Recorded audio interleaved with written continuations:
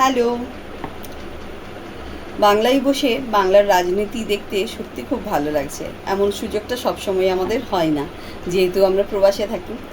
যাই হোক, ব্যাঙ্গালোরে থাকি, কিন্তু সেই সময়েও হচ্ছে গেছে বাংলা নিউজ অলওয়েজ দেখি, কিন্তু এইখানে যে বসে যে ফিলটা করতে পারছি সেটা ওখানে বসে করতে পারি না।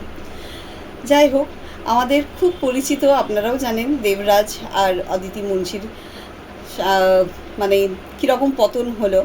মেয়েটিকে অ্যাকচুয়ালি আজকের ব্লগটা এই জন্য করা, মেয়েটিকে আমি ভীষণ ভালোবাসতাম, খুব ভালো লাগতো, ওর গান শুনতে খুব ভালো লাগতো। তো সেই গান গাইতে গাইতে হঠাৎ করে কীরকম একটা অধঃপতন হয়ে গেল, তাই না? মানে অদ্ভুত লাগে যে মানুষ 5 বছর একটা কাউন্সিলরের কাজ করে কি করে 5 বছরে 100 কোটি টাকা, ভাবা যায়? আমরা চাকরি বাকরি করে মানে এত পরিশ্রম করে কোনো দিন 1 কোটি টাকা এখনও পর্যন্ত দেখতে পাইনি, আর তারা 100 কোটি টাকা হচ্ছে এইভাবে হাঁপতেছে। তার লাখো লাখো টাকার, কোটি কোটি টাকার গাড়ি বাড়ি সমস্ত কিছু এত আয়েশ করে হচ্ছে জীবনযাপন করতো। একটুও কি চোখে পড়েনি সেই বাংলার মানুষগুলোর কথা? বা অদিতি মুন্সি নিজে যে ব্যাকগ্রাউন্ড থেকে এসেছে সেই ব্যাকগ্রাউন্ডের মানুষগুলোর কথাও কি তার মনে পড়েনি তখনও?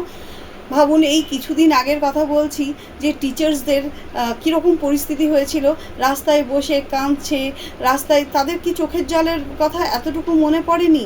বা যে সমস্ত মানুষেরা এখানে কাজ করতে পারছে না, তারা প্রবাসে চলে যাচ্ছে, সেখানে গিয়ে কাজ করছে, এত কষ্ট করছে, এত স্ট্রাগল করছে, তাদের কথাও কি মনে পড়েনি? বা হচ্ছে কি যে অভয়ের কথা মনে পড়েনি? এত দুর্নীতির সাথে কিভাবে যুক্ত হয়ে গেল মেয়েটাই, আমি অবাক হয়ে গেলাম। বিশ্বাস করুন, আমার মানে আমি কি বলবো, মেয়েটাকে খুব ভালোবাসতাম, এত সুন্দর কীর্তন করতো, এত সুন্দর তার ব্যবহার ছিল, সেই কি করে এরকম করাপশনের মধ্যে ঢুকে গেল জানি না। সত্যি বেশ তো কীর্তন চলছিল বাবা, বেশ তো কীর্তন গাইছিলে, হরিনামে মেতেছিলে, কি দরকার ছিল এত কিছুর হচ্ছে মধ্যে থাকার? হরিনামে মেতেছিলে, হঠাৎ করে ওই হরিনাম করতে করতে ঘোলা জলে ডুবে গেলে কি করে বাবা? আর এমন ডুবলে এইরকম, তা বলে এত এত বেকার মানুষের হচ্ছে চোখের জলগুলো একটুও মনে পড়েনি? সেই চোখের জল মানে 100 কোটি টাকা নিয়ে বসেছিল, মানে মানে মাথা ব্যথা খারাপ হয়ে যাচ্ছে, যত মানে খোলসা হচ্ছে, যত ফাইল খুলছে তত যেন হচ্ছে মাথা খারাপ হয়ে যাচ্ছে। সত্যি রাজ্যটাকে একদম ভিখারি বানিয়ে ছেড়ে দিয়েছিল। মানে আমি, যে লুটছে সে ধনী, আর যে পাচ্ছে না তারা হচ্ছে রাস্তায় বসে চোখের জল ফেলছে। কি অবস্থা, হ্যাঁ? আর নিজেকে কিভাবে ঘোলা জলের মধ্যে ডুবিয়ে একদম ঘুরপাক করে দিয়েছে।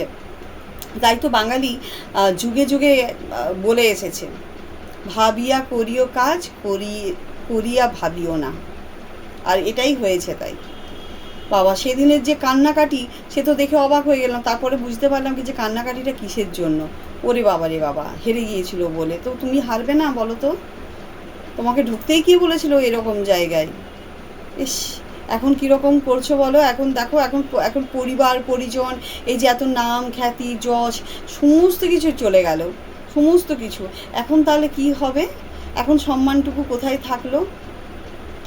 সত্যি, এই জন্য বলে ভাবিয়া করিও কাজ, করিয়া ভাবিও না। কারণ একবার মুখোশ খুলে গেলে আর ওই খোল করতাল আর ওই দিয়েও হচ্ছে যে সত্যিটা চাপা যায় না। এটাই হচ্ছে বাস্তব সত্য। আর যে সমস্ত মানুষেরা এতদিন ধরে দেখেছে আপনাদের এই পরিবারের মানুষজনরা, এরা তো এখন দারুণ খোল করতাল বাজাচ্ছে, এরা তো বাজাবেই খোল করতাল।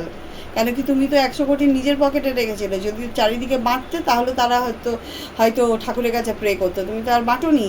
তারা এইবার তো তারাও হচ্ছে গিয়ে যে মাস্ত হচ্ছে গিয়ে যে খোল করতাল বাজাবে। সত্যি কি খারাপটাই মানে কাজ হয়েছে, আর কীরকমভাবে হচ্ছে কি যে চলে গেল সব কিছু। মানে সেটাই বলে না, মানে মানুষের পাওয়ার যদি চলে যায়, পায়ের নিজের থেকে মাটি সরে যায়, তাহলে ভাবুন নিচের মানে নেমে আসতে বেশি সময় লাগে না, যেটা এদের সাথে হলো। তবে মেয়েটিকে খুব ভালো লাগতো, কিন্তু মেয়েটি এরকম কাণ্ড করবে এটা তো মানে ভাবতেই পারিনি। আজ নয়, ও যবে থেকে ফেমাস হয়েছে তারপর থেকে এই দলের মধ্যে যুক্ত হয়ে গিয়েছিল, কিন্তু এতদিন ধরে এই দলে যুক্ত হওয়ার পর, এত করাপশন দেখার পরও হচ্ছে কি যে বেরিয়ে আসতে হবে সেটা মনে হয়নি। এটাই দুঃখের। চলুন, এই যে কপালের নাম গোপাল, যার কপালে যা লেখা আছে এই যে এখন নাও হরিনাম করো, আবার শুরু করো হরিনাম, বাঁচবে কী করে কে জানে।